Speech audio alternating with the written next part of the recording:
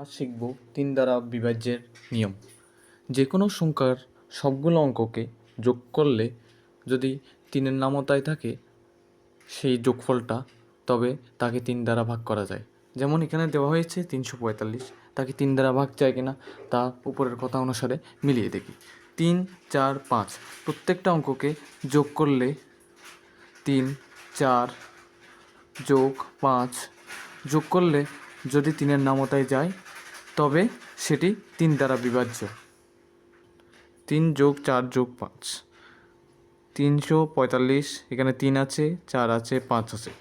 3 জনকে যোগ করলে যদি আমি সেটা 3-এর নামতায় পাই তবেই সেটা 3 দ্বারা বিভাজ্য। এখন দেখি 3 আর 4 হয় 7, 7 আর 5 হয় 12। এখন 12 কি 3-এর নামতার মধ্যে আছে? অবশ্যই আছে, তার মানে সেটা 3 দ্বারা বিভাজ্য। দেখুন 3 4 12, তার মানে এই সংখ্যাটা, এই উপরোক্ত 345 সংখ্যাটা 3 দ্বারা বিভাজ্য। অর্থাৎ যে সংখ্যার অঙ্কগুলো আছে এই অঙ্কগুলোকে যোগ করলে অবশ্যই 3-এর নামতার যে কোনো একটা আসতে হবে, তবেই সেটা 3 দ্বারা বিভাজ্য হবে। নিচেরটা দেখি 257, এখানে কি কি অঙ্ক আছে?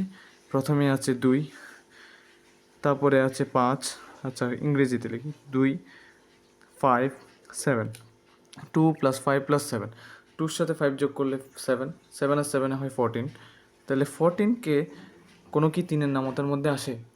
3 একে 3, 3 দুগুণে 4, 6, 3 একে 3, 3 দুগুণে 6, 3 তিরিক্ষে 9, 3 4 12, 3 5 15, 14 তো 3-এর নামতার মধ্যে নাই, তার মানে এই সংখ্যাটা 3 দ্বারা ভাগ করা যাবে না। এখন আমি আপনাদের একটা বিষয় দিই যে 3, 6, 9 মানে 369, এটা কি 3 দ্বারা বিভাজ্য নাকি বিভাজ্য নয়?